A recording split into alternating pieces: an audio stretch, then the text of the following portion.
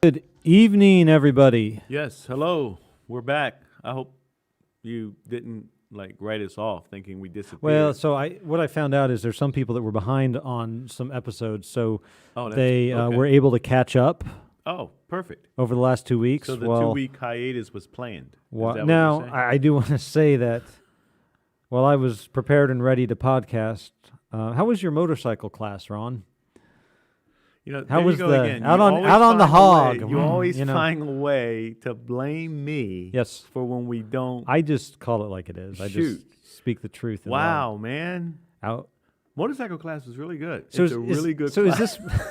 Is this motorcycle thing you're on? Is this like a midlife crisis situation, or is this? You know what it is, man. So my brother William rides. The freedom of the ride. He said to me, he said, you should really ride because it's good therapy. And as a counselor, you would appreciate that. Okay. So I was like, man, what?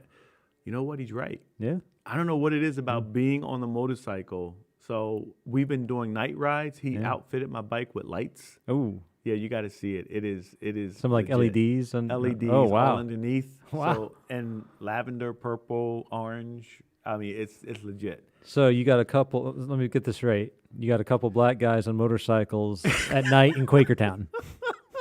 We go out of Quakertown.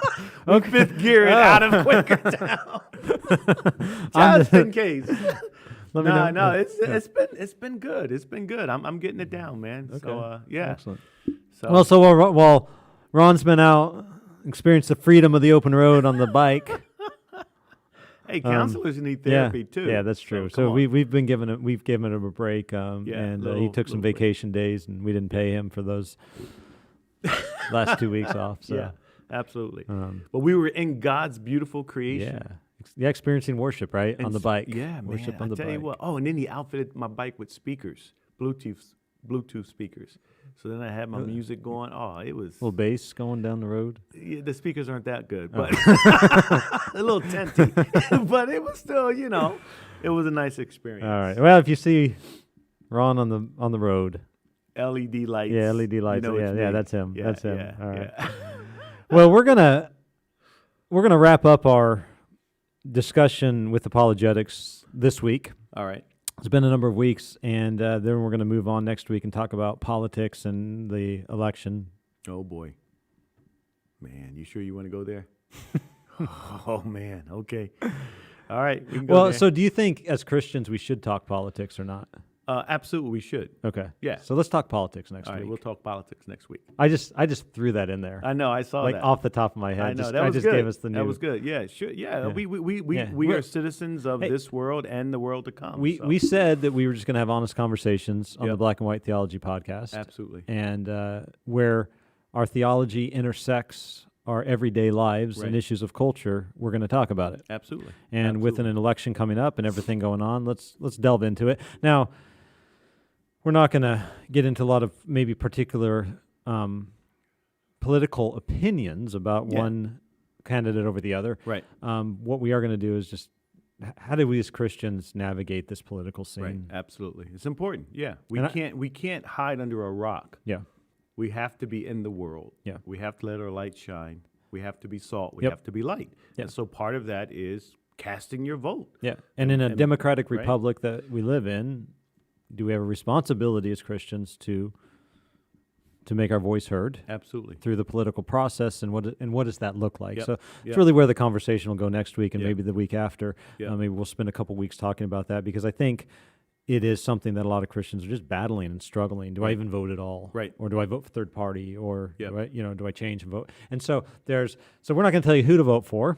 Nope. But we are going to talk about it. And have a conversation. So if that's something that you're interested in or you think would be helpful to others, please just share the podcast with your friends on social media and invite them to listen, because we really want to be just a help to as many people as we can, specifically the people of Faith Church Sellersville and Allentown Fellowship Church up in Allentown. Absolutely.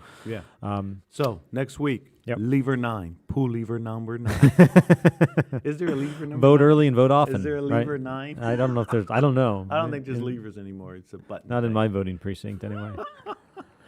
Right. So today, and our producer John suggested that we just remind our audience once again. Did you call him a producer? Our producer, yeah, he's the producer. That's what he does. He produces the show for us. I called him our engineer one time. Engineer, producer. Engineer sounds a little more. John, what would you like to be called? An engineer or producer?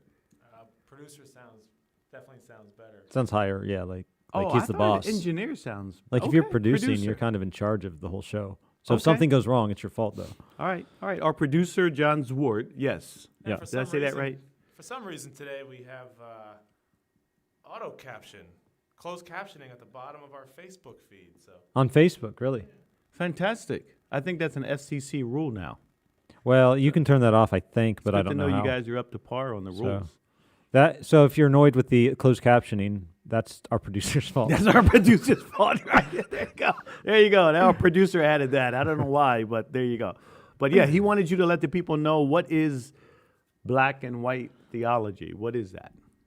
Yeah, so Black and White Theology is simply a podcast that Ron and I started a few months ago to talk about issues of culture that the church deals with. The reason we call it Black and White Theology is because Ron is black and I am white. That's profound. And we discuss theology. Do you see how much thought you put into that title? Yeah. So we got a logo and everything. No mugs yet, so we're working on that. Oh, we'll get you a mug one day. And the other layer to go a little deeper, right? Is that we're from two different cultures, right? Yep. We're from two, and if you're just tuning in and go back and look at the first one, but Doug raised totally different than I was raised, and Rifle. Golden, Colorado. So Rifle, is that right? Rifle. So my dad does pastor a church in a community called Rifle, Colorado. Google it. It is a town that exists. Yeah, I believe you. About 3 hours west of Denver. Yeah, just off Interstate 70. Are there like hay bales blowing across the road? You mean like tumbleweeds? Tumbleweed. Yeah, occasionally. I guess not the whole bale. No. Yeah. There's not hay bales blowing across the road, but occasionally you'll see a tumbleweed. Yeah. But and so I'm raised Philadelphia inner city, and yet we can talk theology, and the commonality is Christ, right? And to hear the perspective that we have, but the rallying point, the point of reference is Christ, right? Yep. And so that's more of the deeper reason we call it black and white theology. Yep. So anyway, Let's get into our discussion and kind of wrap up our talk we've been having apologetics concerning apologetics. So one of the big issues that you're going to run into within apologetics is creation. Mm-hmm. A few weeks ago we discussed the cosmological argument.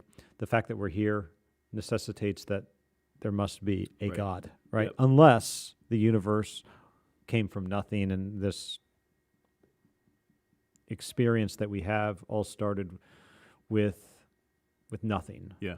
Okay, which the modern skeptics and atheists and theoretical physicists try to argue that. Mm-hmm. That we can prove that the universe came from nothing. And without getting into any of that, what we want to talk about today is, because we've already talked cosmological argument, we want to talk specifically creation, evolution. Did God really create out of nothing? So when the physicists say, the universe came from nothing, they're right. I agree with them. Yeah, I agree. Right. Yeah, and the evidence points that it came from nothing. Yep. Right? Yep. But we would call that the Latin ex nihilo, which means out of nothing. So we agree with that. The atheistic physicists who say, yes, the universe came from nothing. We just believe that God spoke it into existence out of nothing. And so when you engage in conversations about the universe and its origins, it is helpful to have some tools in your toolbox to be able to have that discussion. Right. Right. And I'll be honest, this isn't my particular area of expertise, but there are some ways to navigate this conversation in a healthy way where you can engage and engage at an intelligent level where you can at least have the conversation, even if you don't feel fully equipped. Right. Right. And so I would say for me, this isn't something that I've ventured into that I would love. Now I know people. I mean, they're into it. They've got all the arguments of this or that. Right. And there are books out there and articles that you can read to look into that. But we're going to scratch the surface today and kind of just give some from a layman's perspective. Exactly.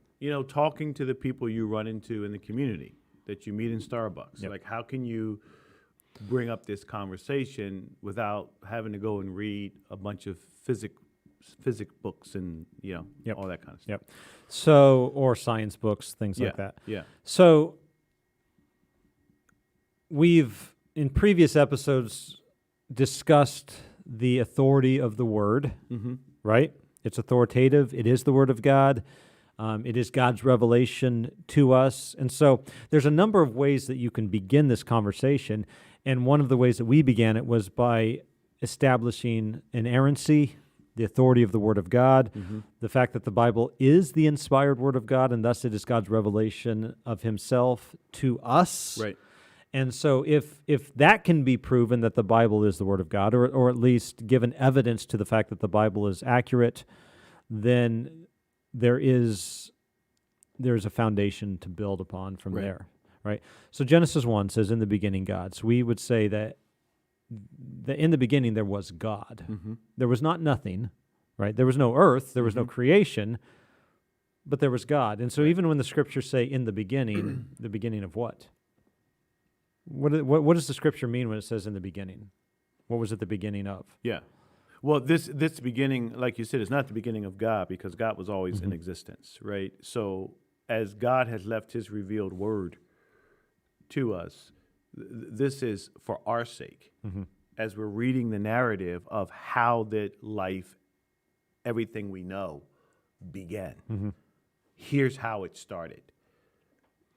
God at a point, it's even hard to say at a point in time because God is not bound by time. But at some point in eternity, God decides, I'm going to create. That's the beginning He's talking about. The beginning of you, me, creation, all of life. So even when we talk in terms of time, gravity, things that we can't see but we know exist, right? Things that are immaterial. And I like to use time and gravity because you don't see gravity. Right. It's not a material thing. It's a law of nature. Where did the law of gravity come from? Right. Did it always exist? No, I believe God created all that. Right? That God created the laws of nature. The laws of physics were created. The laws of physics didn't just happen. Right.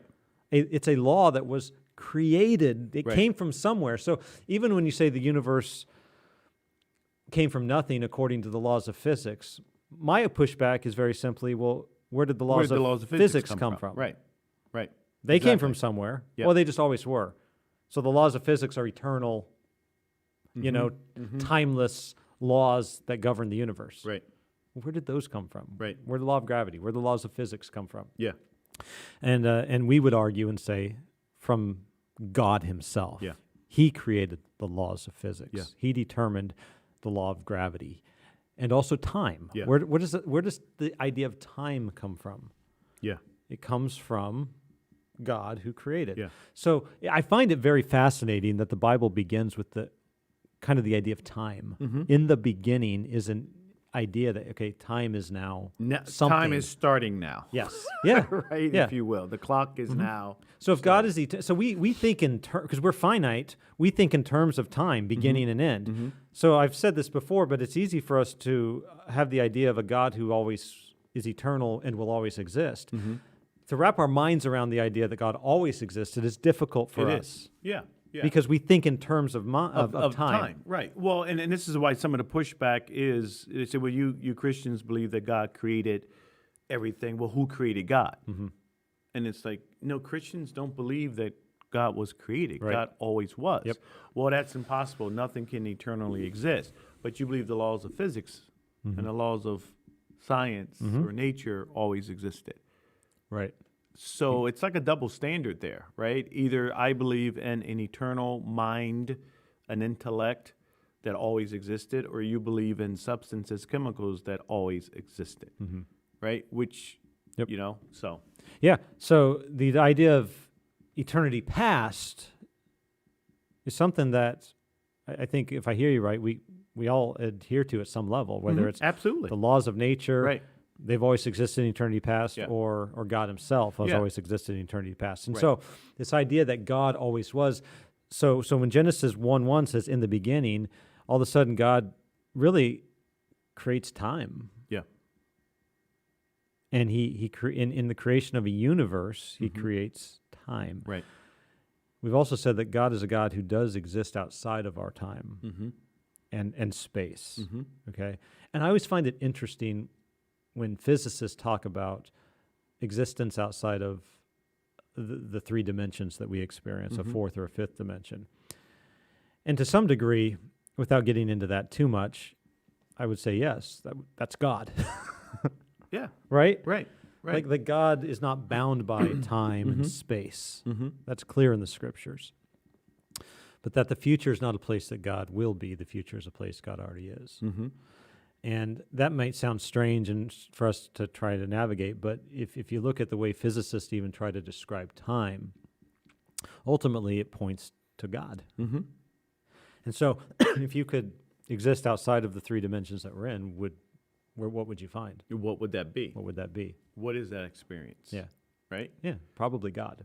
Eternity. Yeah, right? So, but without going into that in any further detail, in the beginning, so God starts with time. He creates time and space, and with the creation of the universe, all of the laws that come along with the universe, the laws of gravity and the laws of thermodynamics, and all of these laws that govern nature that we believe in, that we see the effects of, and we experience the effect of all the time. God creates that. And so it says, in the beginning, God created heavens and earth. The earth was without form and void, and darkness was over the face of the deep. What does Genesis 1:2 mean when I it don't know. says I was going to ask you the that. earth was without form and void, and darkness was that? over the face of the deep? What? Right? What is that? What is that, Doug? And then it says, it gets even weirder because it says the Spirit of God was hovering over the face of the waters. Yeah, yeah, yeah. So, what did they teach you in seminary that way? Well, so it starts with darkness, right? That says there was darkness. So it says God created heavens and earth, right? Heavens meaning the galaxies, or heavens meaning the immediate firmament above us, or Well, so in verse 3, when God says, let there be light, there was light. So we'd have to assume that with the creation of light was the creation of the sun and then those planetary stars that emit suns. light, right? Yeah. Okay. So God created heavens and earths, all right, land and sky, the universe, the galaxy, space. He speaks it into existence, right? But there was darkness, right? So when he creates the earth, I take that to mean there was earth, there was water, there was sky, there was space, there were well, not stars yet. It was imagine looking up at the sky on a crystal clear night and seeing nothing. Yeah. Just blackness. Right. I think that's what's being described here. Yeah. When God creates the universe, heavens and earth, but there was no light yet. And it said the Spirit of God was hovering over the face of the waters. Right? So there seems to be water and earth and sky, space. No light yet. No light. Switch is not thrown yet. Complete darkness. Right. But the Spirit of God was there. Present. And God said, he spoke. This is where we get the idea of out of nothing, God speaks into existence. And God said, let there be light. And there was light. God saw the light was good. And God separated light from darkness. Verse 5, God called the light day, and darkness he called night. And there was evening, and there was morning, the first day. Mm-hmm. And so God speaks this into existence and creates the earth and the sea and the sky, and then he speaks into existence the light. Mm-hmm. And from the light, the source of the light are the stars, Mm-hmm. right? And our star nearest our planet is the sun. Right. So God speaks all of that into existence. Now, the evolutionary teaching is that this evolved over millions and billions of years from a single Big Bang, right? Mm-hmm. Boom. And then over time. And one of the arguments that always hit me was, I'll ask you if you know this. Did you know that the sun is shrinking? Running out of energy? Dying? Yeah, well, the sun is a burning ball of Right, gas, right? right. And eventually stars gonna go burn out. supernova and they burn out, and they're Yeah, gone, right? Absolutely. Yeah. And so eventually that will happen to the sun that Mm-hmm. gives us heat and light, right? And so we know that the earth, based on that, the earth is not eternal. Right. At some point, the earth, the sun, however many years away that may be, Yeah. Well, some hundreds even of say, I mean, thousands, the whole universe is dying out. dying out. Yeah. It's that there was this moment in time that they believe, which we would agree. Mm-hmm. They would say the Big Bang. Yep. We would say God said. Yep. But that they can actually do testing and test the different waves and all that. I don't understand all that. I'm not a scientist, but they can test almost like the aftershock, if you will, of this explosion, and they can tell that it's expanding, Yeah. Expansion of the universe. Yeah. but it's also dying out. The energy is just like a flashlight left on. Yep. The light's going to get dimmer and dimmer, Yep. And which would kind of fit our biblical worldview. it certainly does, That right? the creation is groaning, waiting for redemption, right? Yep. Yeah. So when God created, He said that it was good. Yep. Now we know that because of sin, now it's Right. All it's of in creation decay, was corrupt. right? Yep. Right. And it's under a curse. Yeah. And so we wait the day when God will return, raise the dead, judge the world, and then make all things new and Right. really recreate a new heaven, new earth Yeah. for all of eternity. And so, and that new creation won't be subjected to the futility and the death and the decay Right. that it experiences right now. So this universe that we live in, so the sun is burning up, Mm-hmm. right? I think the figure I heard was that the sun shrinks about 6 feet every hour, maybe every day. I can't remember, but I think it was every hour or every 24 hours. Either way, it shrinks 6 feet. And so if you rewind the clock Mm-hmm. 100,000 years and you go backwards, the sun would be growing. Mm-hmm. You go back 1,000,000 years, 1,000,000,000 years. You go back to the date that, the age that the evolutionary scientists say that the Earth is, and you expand the sun To how big how that big would it would be, it would have consumed the Earth. And so, It's 5 feet per year. is it 5 feet per year? Our producer is telling us it's 5 feet per year. Yeah, per Thank you. year. Thank you, Doctor. That seems small. 5 feet per. Really? Oh well. Hey, I'm not sure about Google. Google Go Yeah. almost. If it had the D, it would yeah. be God. So. Either way, if you multiply it by billions of years, the sun, Well, the size of the sun, we would, wouldn't be here. yeah. So right? how would the Earth have developed With a sun that billions of years ago? Right. Yeah. Right. Yeah. Unless somehow the sun came into existence after the Earth. But again, no life could be sustained on the Earth without the sun. Absolutely. So again, there's little arguments here and little Yep. points of view that Yep. you just can throw out to people. Just say, hey, did you think about this? Right. And you have to come up with a reason Yeah. for that, right? Yeah. Well, this or that. But there's little things because what you're taught in secular education is that it's an evolutionary theory for sure, but it's not taught as a theory, it's taught as fact. Right. Right. And one of the things that we need to push back on is that this is a theory. Yep. And theories are just that, they are theories. Mm-hmm. They haven't been completely proven as fact yet. Now here's the powerful thing about our position. When you are trying to determine whether something was true or not, well, what do? You have to test it. Okay. Right. Okay. when you're trying to find out if an event or if certain events took place or didn't take place, what's the first thing you do? You go to the evidence, the source. Yeah, the source, the people that were there, right? Who said they saw this or Right, yeah, witnessed it? The eyewitnesses, right? The eyewitnesses. Who was there? Right.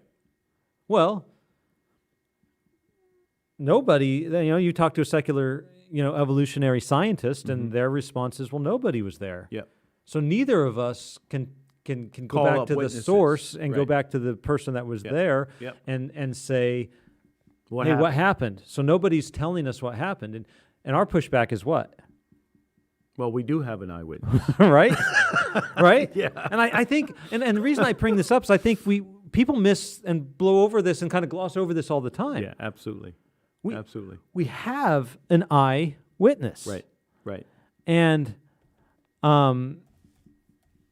it is what? Jesus. It's a person. It's a historical person Right? who claimed to be not just a moral teacher, but emphatically claimed to be God. Yep. Notice what Paul says about Jesus in Colossians 1. He is the image of the invisible God, the firstborn of all creation. Yep.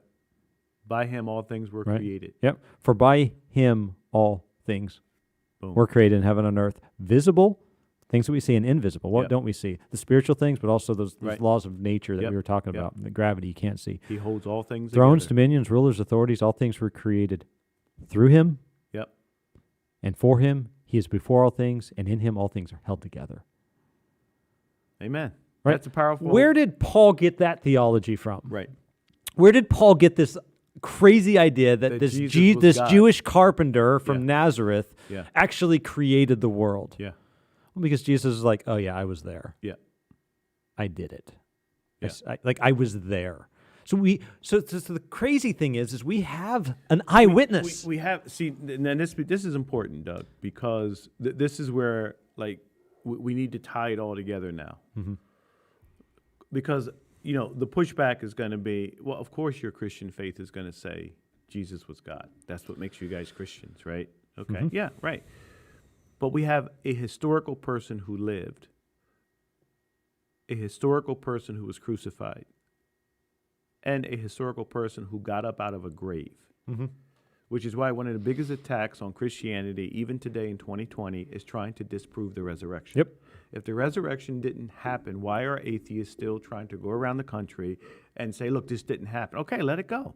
Why? Because when you look at the fallout of the resurrection, the faith of these men, going from cowards to proclaimers of Christ, being martyred for their faith, the eyewitness of the women, and women had no say in that day. When you look at the fallout of the resurrection, it doesn't make sense. Yep. The only thing that makes sense historically is that he actually rose again. Right. Rome, the most powerful nation? Are you kidding me? Like they couldn't guard a tomb of a Jewish rabbi who thought he was God? They got taken out by a bunch of peasant people and allowed them to steal the body and bury the body and say, he's risen? Really? Like, do you really believe that about Rome? It takes more faith to believe that account than we have no other explanation other than that he rose again. Yeah. And that was the very thing that Christ said. Everything I'm saying to you, I will prove that I am God. Yep. I'm going to get up out of a grave. Yeah. And I love that argument because sometimes you can go in circles arguing creation evolution. Absolutely. You can. You can. Right? And so if we say, well, you know what? We actually do have an eyewitness account Yep. of someone who yeah. said he was there. Yeah. Right? So let's test that. That's where you get the shaggy. Huh? Yeah, right. How can somebody be there and nothing was created yet? Exactly. Yeah, right. And so if you can test the word of Jesus of Nazareth Right. as to whether so if to your point he rose from the dead. So what are some evidences? And you started to list a couple. Right. But let's go into them a little bit. What are a couple of evidences historically that lead us to believe that Jesus actually did rise from the dead? Yeah.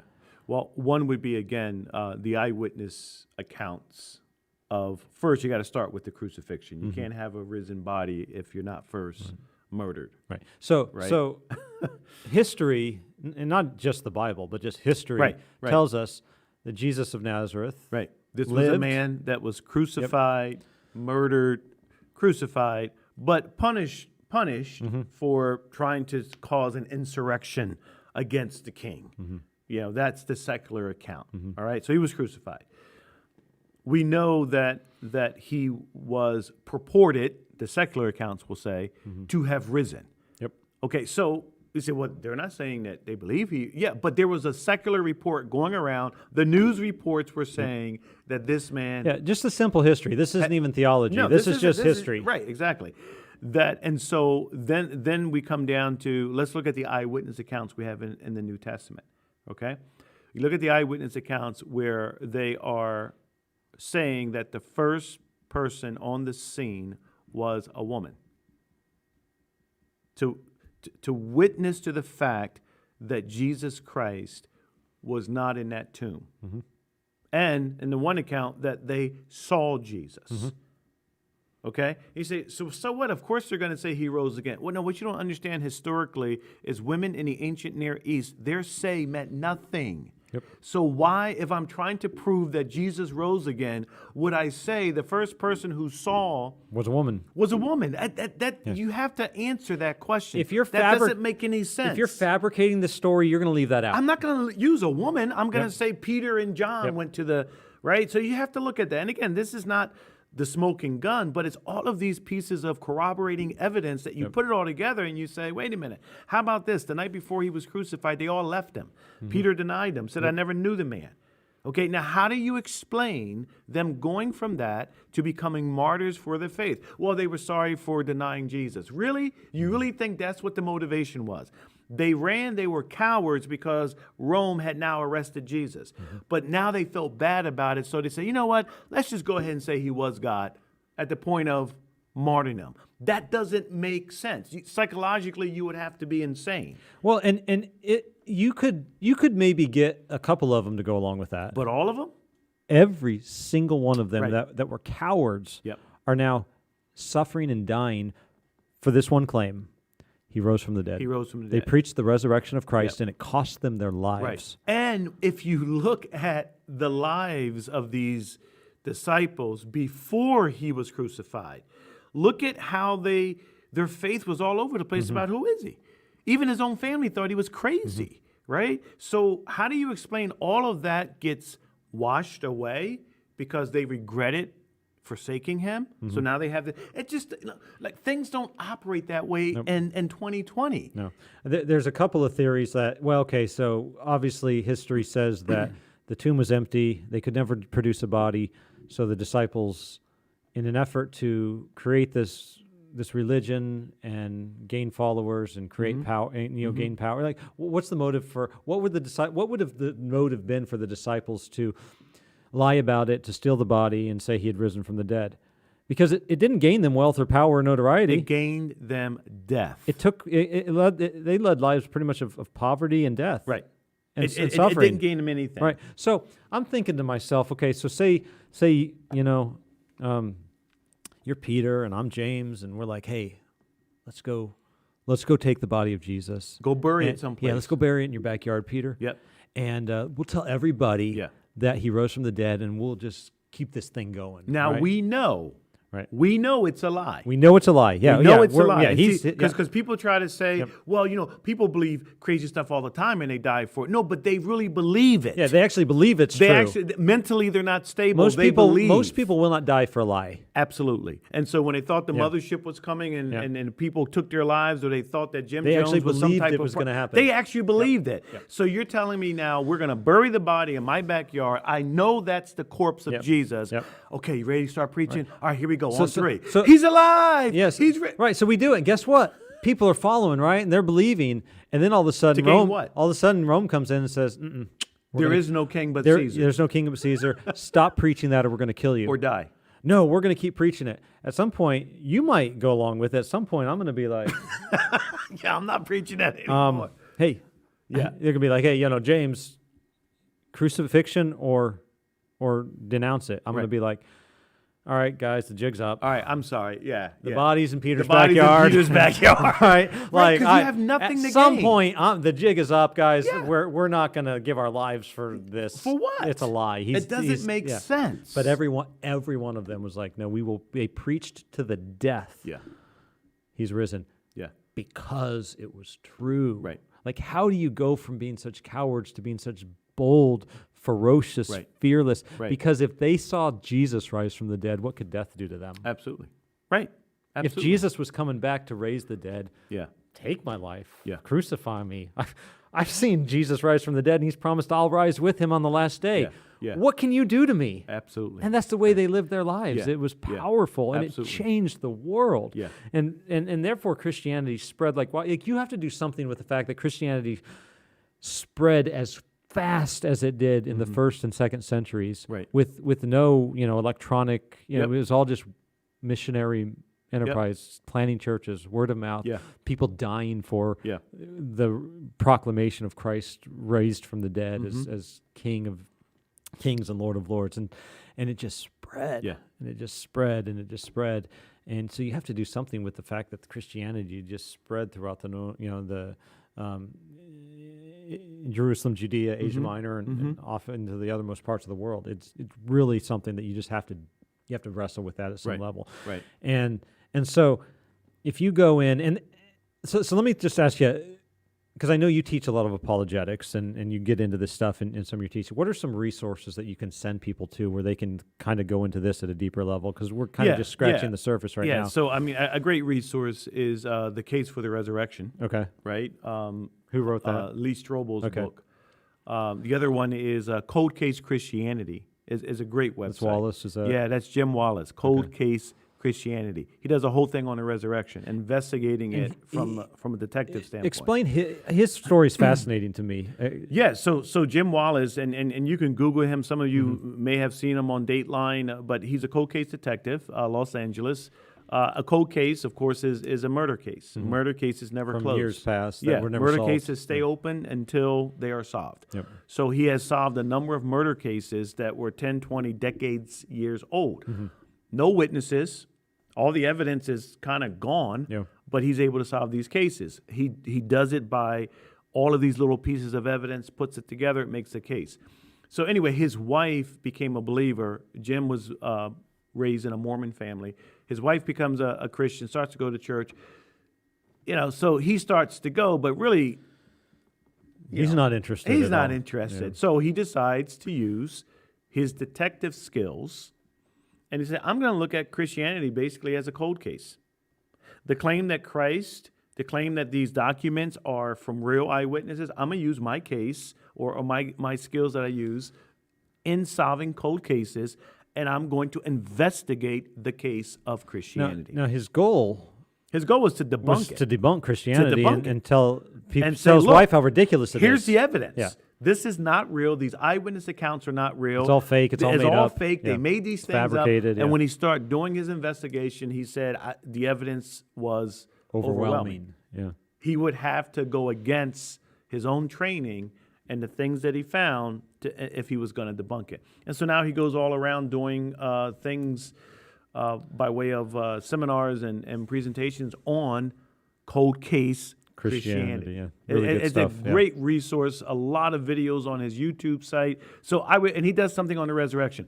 The other person I would look at, and you go on YouTube, Gary Habermas, Okay. probably the foremost theologian on the resurrection. Go and just listen to Gary Habermas on YouTube. This is a guy who's been around for 30 plus years, and his passion has been the resurrection. Yeah. Why? Because what Paul said in Corinthians, if Christ did not rise from the dead, everything we're saying to you is foolishness. This is all a fairy tale. Gary Habermas, he's about to put another book out if he didn't already, but he's putting out a book. It's supposed to be his, like, what do they call it? Like your final, 1,000-page. Okay. Just Whatever. doc- His magnum cum laude, whatever, What do they call it? Magnus opus or whatever, when you put out your big volume. Yeah. I forget what it's called. He's I know putting what you one out. I believe it may be out now. John's looking that up for us. John's right looking it up. Almost 1,000 pages on talking about the validity of the resurrection. Wow. Okay. Now, again, guys, I tell people, when you're talking to people, don't get caught up in all of these, like you said, all these scientific arguments. And I don't know evolution. I don't understand macro versus micro. I don't understand all these scientific things. I don't have time to study all that stuff. Okay, go right to your point, the eyewitness. We claim that there was an eyewitness in the beginning. His name was Jesus Christ. Oh, wait a minute, he was just a man. No, we believe he's God. Why? Because of the resurrection. Take people right to the resurrection. And start engaging in conversations around whether the resurrection is true or not. Yep. And it's interesting because if you look at the New Testament, what's central in Peter's first sermon? What's central in Paul's sermons? This Christ, whom you crucified, has risen. Yeah, and you see it throughout the New Testament. Just look for it all the time. Right.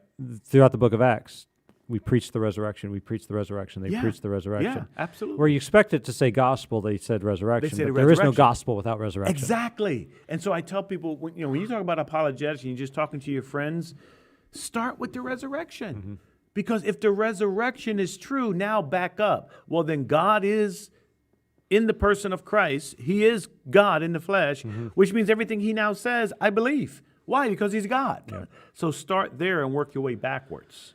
Yeah, and I think it could be a good starting point because it's not that you disregard Genesis 1, because I think you do need to talk through that. But if we can argue for the case that there was an eyewitness there, Yeah.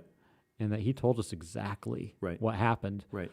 then you have a lot more of a foundation to stand upon. Yeah, otherwise we're both sitting here and we're trying to prove the atheist and the Christian something that neither one of us were privy to. Yep. So if our side has an eyewitness, the evolutionary side has nothing. Right. Nothing even close to Right. an eyewitness. Right, absolutely. They just have a theory. They have a theory. That this is how Right. it could have happened, and that theory lacks evidence, Yeah. to say the least. Yeah. But it's taught as though it's a scientific fact. Mm-hmm. But there's such a massive lack of evidence out there Mm-hmm. for the whole evolutionary development, right? Right. And I know there's, and we don't have time to get into it, and this isn't the point, but there are different discoveries that they say, okay, well, this is evidence of evolution. Mm-hmm. What about this? What about this? And so as you come across, what I'll say about that is this in passing. As you come across some of those, hey, they discovered this fossil, and it shows that, boom, this thing was in the process of evolutionary development, transition and all of that. And the problem is there's just been none of that found, and when they say they have found, most of the time it's debunked. It wasn't real. Mm-hmm. That's happened time and time again throughout history, and so don't be thrown off by we found this fossil and it proves evolution. Mm-hmm. The other thing is this: if you turn on the news tomorrow and they say, "Hey, we without question have proved evolution," what does that do to your faith? Does that rock your faith? Right. It may cause some questions, but don't let your faith be rocked by atheistic, humanistic claims that they say they figured something out. Right. Our faith is in something much more secure than that. Right. Now, they have faith. They have faith in their science and their intellect and their humanism, in their theories. They have a lot of faith in those things. Our faith is in something that's much more sure. Yeah. And so when I see people wrestling with this and going back and forth and struggling, apologetics helps you to be grounded in your faith, to know what you believe and why you believe it. I think that's the main benefit of apologetics. It's more of a benefit for the Christian to give them a grounding in their faith than even being able to have arguments to...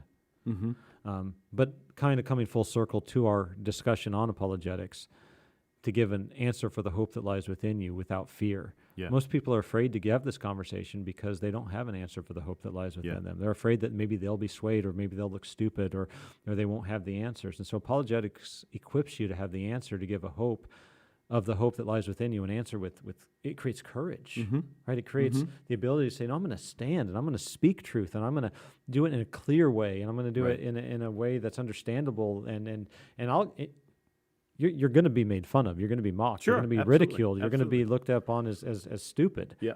Jesus says that'll happen. They will reject you. Yeah. So don't think that going down this road is going to gain you a lot of listening and a lot of, oh boy, I respect you for that. And most of the time, they're going to look at you and say, that's Yeah, ridiculous. you're crazy. This is foolishness. You're crazy. Right? Which is another evidence that Jesus was God, because how did he know that was going to happen? He pretty much said they're going to reject it and call you crazy. To the Gentiles, it is foolishness. Yep, To the Jews, absolutely. a stumbling block. Yeah.